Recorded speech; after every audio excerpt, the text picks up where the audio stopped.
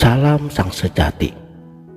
Ada gema dari sebuah rahasia agung, sebuah janji yang terukir sebelum langit dan bumi diciptakan. Aku hembuskan rahasiaku, itulah firman sucinya. Dan dari rahasia itulah terciptalah manusia. Tapi manusia yang mana? Apakah manusia yang kita lihat sehari-hari, atau manusia dalam hakikat penciptaannya? Yang saya maksud adalah manusia sempurna, yang dalam pemahaman ini adalah sebuah kesatuan yang unik, bukan kesatuan yang melebur sehingga lenyap, tetapi bersatu dalam fungsi dan tujuannya. Ada 3 cahaya yang menyatu dalam diri kita. Pertama Adam, simbol dari jasad, tanah, bentuk fisik yang fana ini. Kedua Muhammad, simbol dari nur, cahaya kesadaran, akal budi, dan sifat-sifat luhur yang menjadi petunjuk. Dan yang ketiga, Allah sebagai zat, sebagai hakikat, sebagai sumber dari segala sumber kehidupan. Ketiganya bersatu membentuk insan kamil, manusia sempurna. Lalu, di manakah aku? Rahasiaku itulah aku. Artinya, titik kesadaran terdalam pada diri kita itulah tempat di mana zat telah memanifestasikan diri rahasianya, dan Allah sudah sedia ada di sana menjadi nyawa bagi rahasia itu sendiri. Bukankah kisah-kisah agung para nabi telah mengisyaratkan pengalaman akan hakikat ini? Seperti baginda Nabi Shallallahu Alaihi Wasallam ketika beliau Isra dan Mi'raj.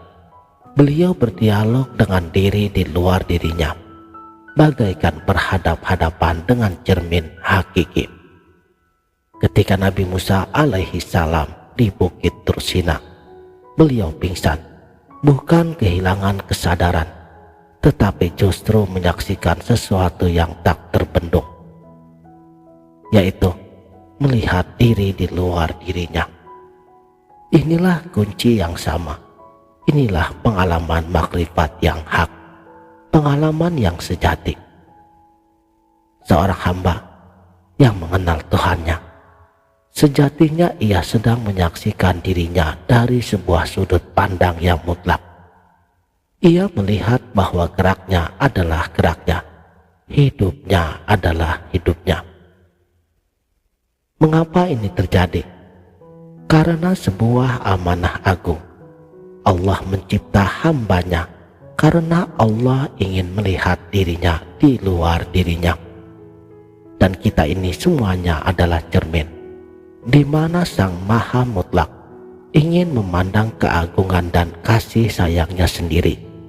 Maka seluruh perjalanan hidup ini adalah proses memoles cermin itu agar bening kembali. Dan proses pembersihan itu dimulai dengan 2 kalimat syahadat. Tapi bukan hanya di lisan, melainkan sebagai pengalaman kesadaran total. Inilah syahadat tubuh, la ilaha illallah. Sebuah pernyataan yang meniadakan keberhakan tubuh, ego, dan dunia ini sebagai Tuhan. Ia meluluh lantakan segala yang disembah selain Dia.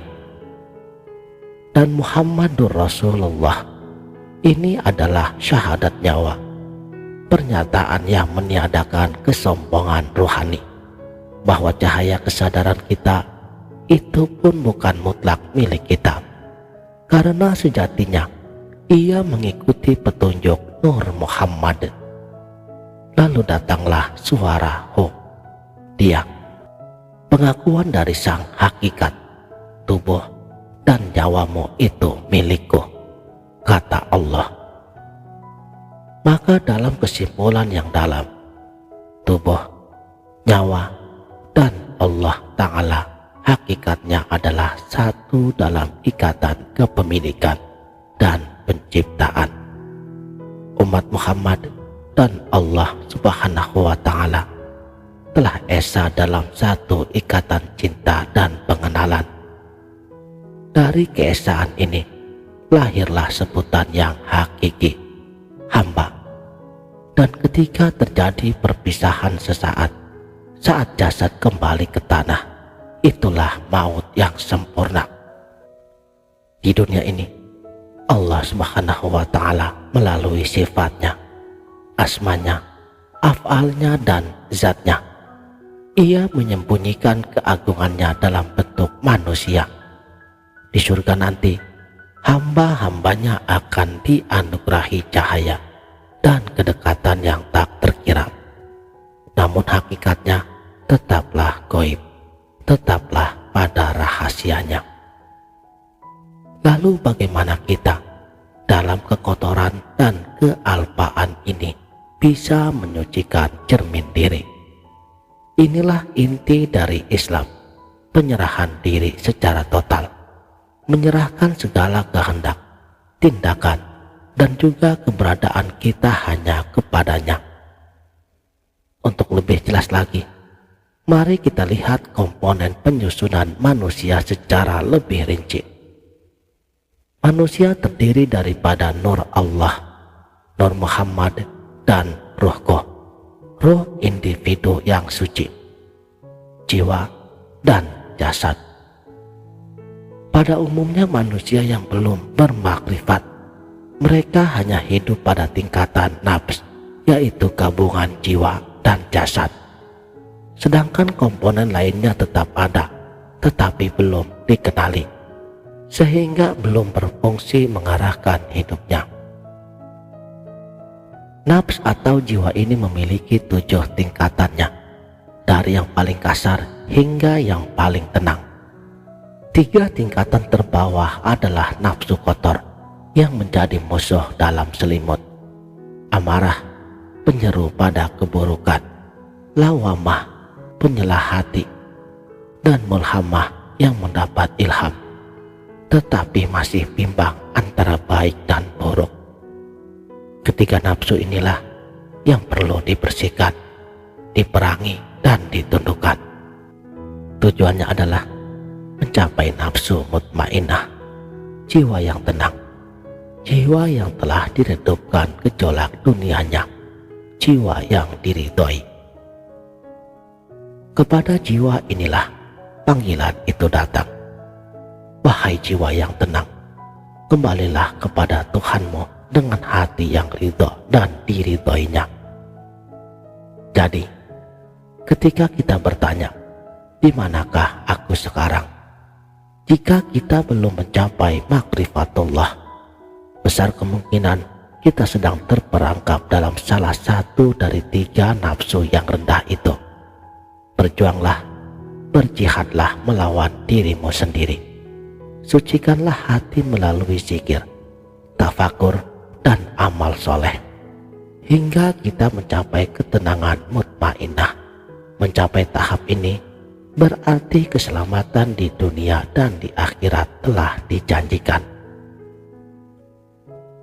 Dan ketika nafsu mutmainnah telah bersih, suatu keajaiban pasti terjadi. Ia akan bersatu dengan rohku, roh individu yang suci. Gabungan yang harmonis ini kemudian akan menarik dan menyatu dengan Nur Muhammad, cahaya petunjuk dan cinta. Dan pada puncaknya, gabungan mutmainnah, rohku, dan Nur Muhammad ini akan menyatu dalam Nur Allah, sebelum akhirnya segala sesuatu sirna dan kembali kepada Zat yang Maha Suci.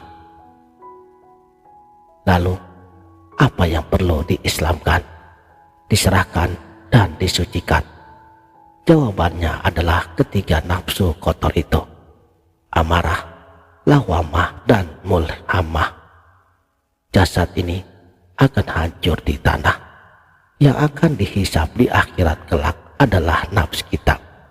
Jika ia bersih, mencapai mutmainnah, ia akan mendapat balasan surgawi. Tapi jika ia kotor dan menguasai kita, ia akan menanggung siksa. Adapun rohku, Nur Muhammad dan Nur Allah, mereka memang sudah suci sejak asalnya. Mereka adalah bagian dari cahaya ilahi yang pasti kembali kepada sumbernya. Inilah perjalanan ulang dari yang banyak kembali kepada yang esa. Demikianlah. Terima kasih telah menonton. Salam